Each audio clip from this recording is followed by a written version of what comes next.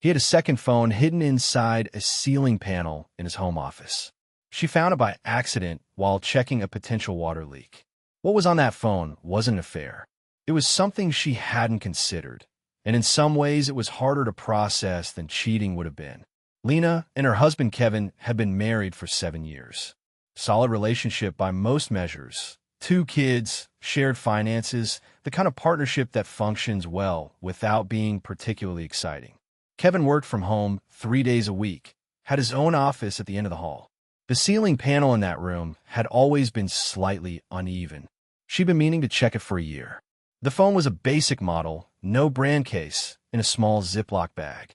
Password protected, but Kevin had used the same 4-digit PIN since college. She knew it.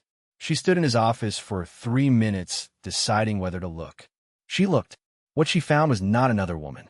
It was a completely separate life that Kevin had been living online, a persona, a community, an emotional world that had nothing to do with her or their family. For 3 years, Kevin had been part of an online forum, using a different name, discussing a life he wished he had. The conversations were raw and unfiltered in a way he'd never been with her. He talked about feeling trapped, about wanting to leave, but not knowing how, about loving his kids, but resenting the life he'd built. The forum was a support space for people considering major life changes, career shifts, relationship exits, major relocations.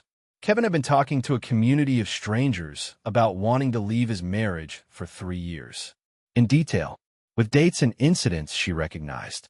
There was a post from 8 months ago where he described a specific argument they'd had word for word and asked the community whether his situation was salvageable. The community had told him to leave. She put the phone back, exactly where she'd found it, sealed the bag, replaced the ceiling panel. She did not confront Kevin that night, or the night after. She went to a therapist by herself first. She needed to process what she'd read before she could figure out what to say. That took 4 sessions. When she finally brought it up, she didn't come with anger. She came with the phone. She placed down the kitchen table between them after the kids were in bed. Kevin went pale, but didn't deny it. He cried. He said he'd been afraid to say out loud what he'd been feeling for years.